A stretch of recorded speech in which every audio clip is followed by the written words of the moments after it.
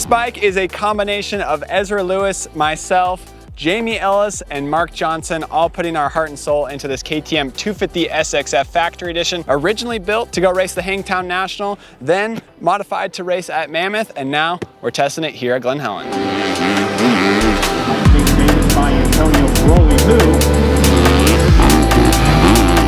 So what makes this bike so special? Well, imagine an engine specialist and a suspension specialist coming together and building their best platform with the 250SXF Factory Edition. Jamie Ellis did the engine full race build in here with the second injector. And Mark Johnson, he didn't throw on cone valve forks. He just revalved the stock WP Exact air forks and revalved the stock WP shock to go racing.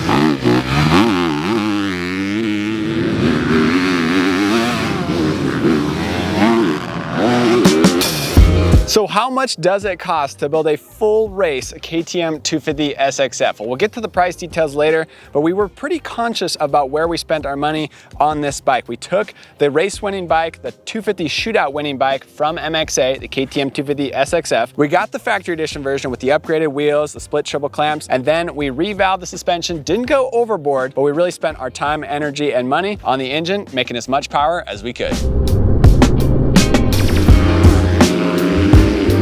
This bike is a product of Mark Johnson and Jamie Ellis. Mark Johnson of REP Suspension, Jamie Ellis of Twisted Development. Both are two of the smartest tuners in our industry, and we're blessed at Motocross Action to have both of them writing monthly articles, a column in each magazine every single month. Suspension Simplified by Mark Johnson, Twisted Logic by Jamie Ellis. And those guys actually came up with a fun idea for Ezra to race the Hangtown National on, and since then all the MXA test riders have been having a blast on this bike. Twisted Development handled the engine. $5,000 retail price is what it would cost to get a full engine build kit from Twisted Development. They got the custom head, they got Vortex ECU in there, as well as custom maps on the Vortex ECU and a second injector. And if you know anything about a Mod 250, a second injector does wonders on these KTM platforms. So engine we went all out on, and then when we get into the suspension, the price is a little bit more affordable. We ran the air forks, and Ezra Lewis here, one of our most stylish test riders, he rode the bike here today, and he's been working at REP Suspension and learning from the best lately.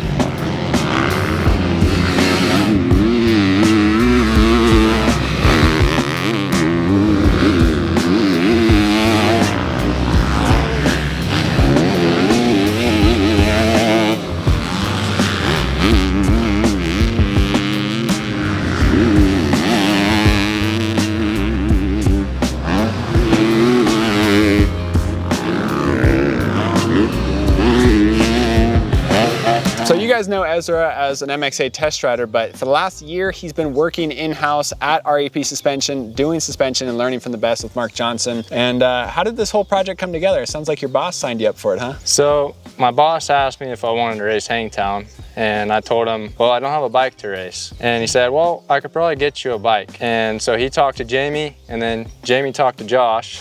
So I could have just asked Josh. So I was like, okay, I'm gonna race. He got me a KTM. I built the suspension all by myself. All I did was find Mark's stiffest setting, mainly to compensate for Hangtown, not for a local day. I went stiffer on the spring. I put a hidden bladder in there, and then I also did a spring retainer. Those are a few of the parts that I wanted to pick out because I felt they were important for the build and were gonna help me for the Pro National track. So the reason I went with the air fork, I've ridden with the cone valve. I liked it, but it's a lot more expensive. And I knew I was comfortable. I just needed to make them stiffer. It was good. It held up. It did everything I needed to. I just wasn't willing to send it as hard as I needed to qualify. I needed a couple more seconds, but the bike did everything I needed it to. I was really happy with it. That's cool.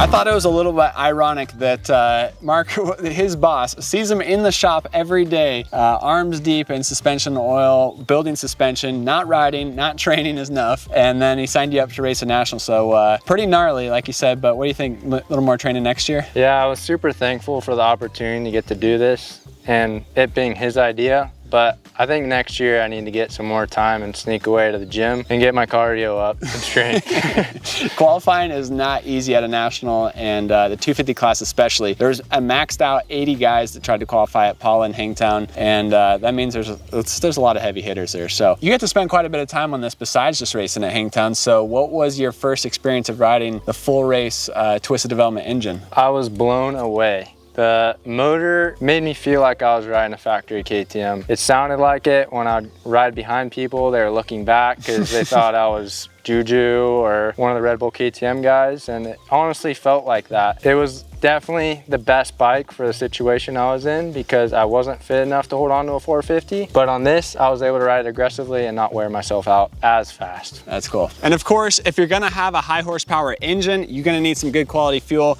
We ran ETS's MX18 flavor inside this KTM 250 factory edition. ETS has the MX21. That's the highest grade they make, and that's what the factory Red Bull KTM team runs. That's what GasCast, Husqvarna, they've been running for years and years. They also have a new blend, MX17, and that's actually what the factory HRC Honda team with Jet Lawrence, Hunter Lawrence, Joe Shimoda, Chance Hymas, those guys have been running that blend. So we trust ETS and are thankful to have that in the bike. You might also notice a couple things on here that I added. I added the gripper seat, the wing seat from Guts Racing. I like the wings. Ezra actually preferred riding without the wings at Hangtown. And then I also added Fast Company's Flex handlebars on here. So they add a little bit of flex up here. I got the red stiff rebound dampener and the yellow medium compression dampeners. The best thing about Fast Company Flex bars, they add suspension in your handlebars, but it doesn't affect the steer column. It's still a very precise feel on the track. It doesn't wiggle like other bar mounts with rubber in them can wiggle sometimes and give you a vague feel coming into corners. Fast Company, extra suspension through the handlebars when you're hitting bumps,